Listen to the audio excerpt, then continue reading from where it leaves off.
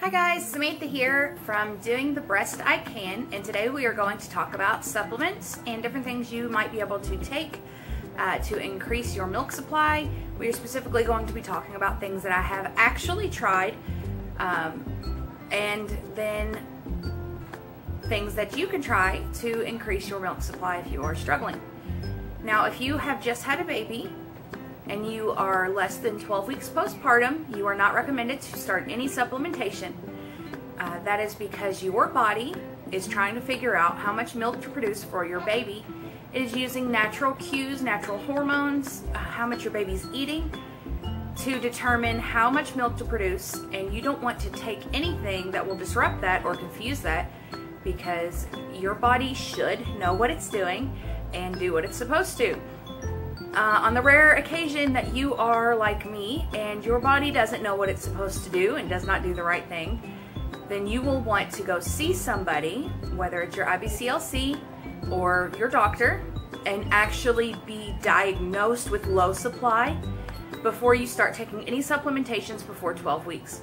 I started taking supplementations at 2 weeks because I was diagnosed, and this is what was recommended to me, and we will get into that in a minute.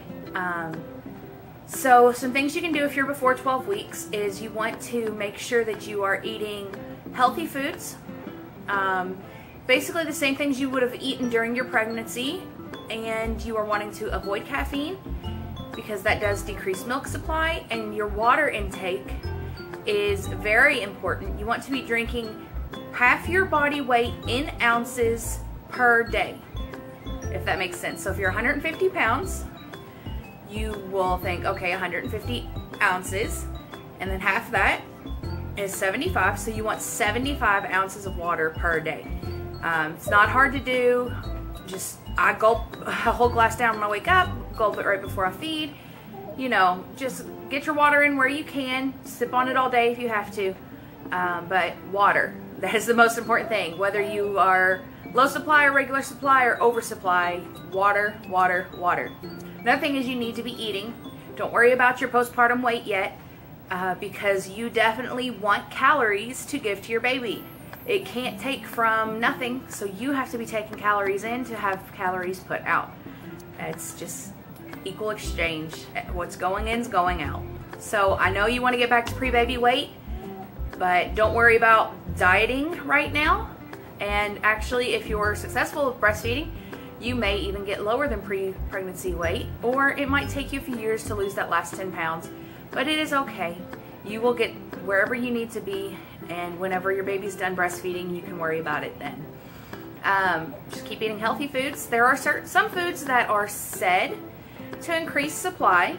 Now, nothing is proven. There's no science behind this, why isn't there science behind this? There should definitely be more studies out there, because sorry, he's back there being a little talkative. He wants to be in the video too. There should be definitely more scientific studies. Maybe when I graduate, I am a science major, maybe I'll run a few studies. That'd be neat. So, some foods that are said, supposedly, to increase your milk supply, and this is things that are safe to do before 12 weeks postpartum and even after. Everybody agrees with oats. Oatmeal, raw oats, oatmeal cookies, oatmeal in your brownies, oats. It's kind of split between whether you should do steel cut oats or rolled oats, which is hard to say. Some people recommend rolled oats, some people recommend steel cut oats, but I'm just going to tell you from my experience, at least some oats. Oatmeal is what I go for. I also like to add oatmeal into smoothies or shakes, overnight oats, whatever. Oatmeal's helping. I like oatmeal cookies, oatmeal raisin cookies. I like cookies, if you can't tell. So those are, everybody agrees, even though there's no science. There's more science towards oats than there are towards the other things. Some other things that you can look at is blue Gatorade. Everybody swears by the blue Gatorade, and I drank myself crazy in blue Gatorade, and I personally did not notice any supply increase, but hey, you are probably going to be dehydrated after having a baby, and you're probably going to be thirsty. So the blue Gatorade can't hurt, because drinking only water, you're not getting enough of the electrolytes that you would need to be replenishing with breastfeeding. So you've just been through a marathon. You just had a baby. Drink blue Gatorade if you want. So blue Gatorade specifically, I'm not sure why blue. A lot of women swear by it. Then there is almonds. Raw almonds are best, but I personally don't like raw almonds. There's a very marginal difference in nutritional value between raw almonds and roasted almonds.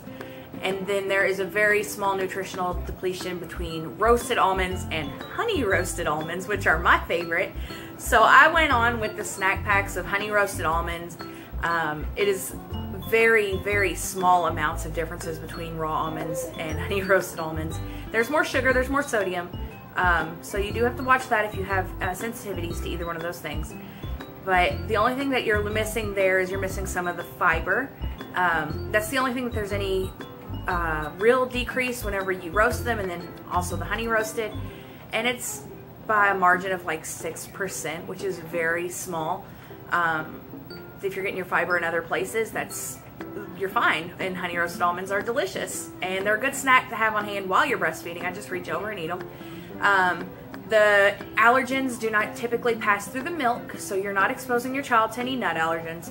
So almonds. Another thing, fresh greens, lots of leafy greens, kales and mustards, and I know right now across the country we're avoiding romaine. Last I heard, we're still avoiding romaine.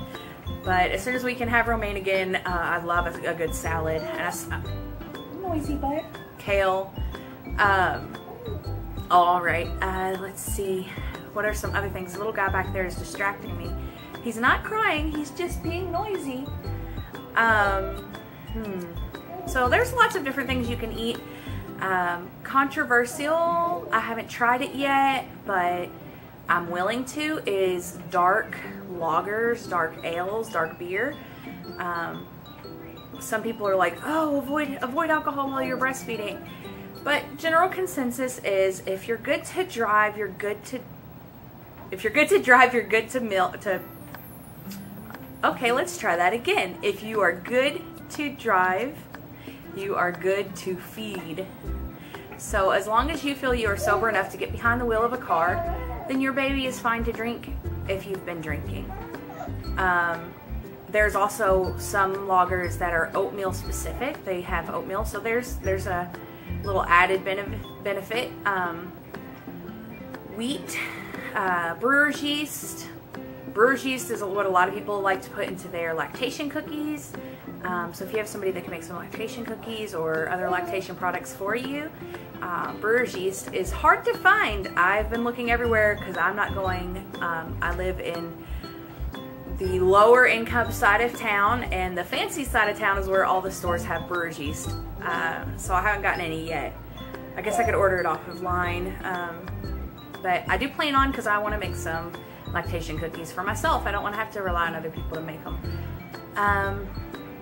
Those are some things off the top of my head that you can eat to increase milk supply, allegedly.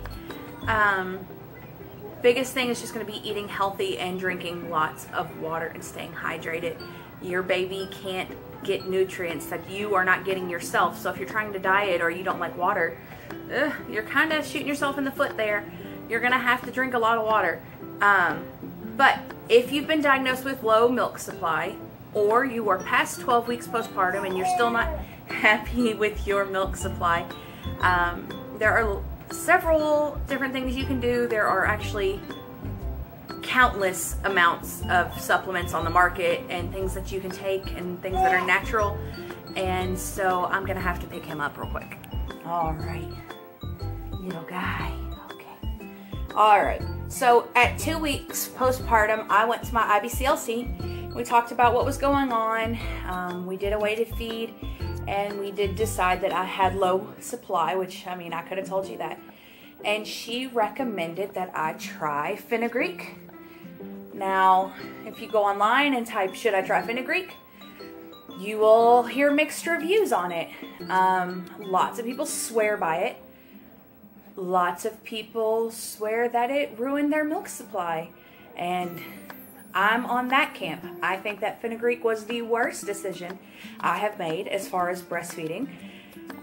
So I went to my local Kroger and bought fenugreek supplements. I got 100 vegetarian capsules at 610 milligrams per capsule. And then the way that you take it is you take 2 pills 3 times a day. And that's a lot. And side effect, if you are taking this and you do want to try it, you're gonna smell like maple syrup. Apparently fenugreek is also what they put in artificial maple syrup to make it more like real maple syrup. So it's your sweat, his sweat, it's gonna smell like pancakes for a while, which may not be a bad thing. Some people love it. Some people, it makes them nauseous, and I wasn't too fond of it, but I did take almost the whole bottle before I realized that it was not only not helping, it was hurting, and I 100% blame fenugreek for completely eliminating my milk supply, and I have not gotten it back up yet. Before I started taking fenugreek, I could get about half an ounce to an ounce at every pump, and that is both breasts combined. And now, since fenugreek, I can get droplets, maybe a few drops that actually drop into the bottle, usually not even enough to do that. So I personally do not recommend fenugreek. I'm in the no fenugreek camp. Everybody's body reacts differently, but that also will make it exclude the mother's milk tea, because that's main ingredient is fenugreek. It also has blessed thistle, which is a supplement you can take. I have not tried it yet, but I drank 1 bag of mother's milk tea, and then I realized that fenugreek was not for me, so I have not drank any since. I was doing a lot of research and trying to find other supplements that I could take.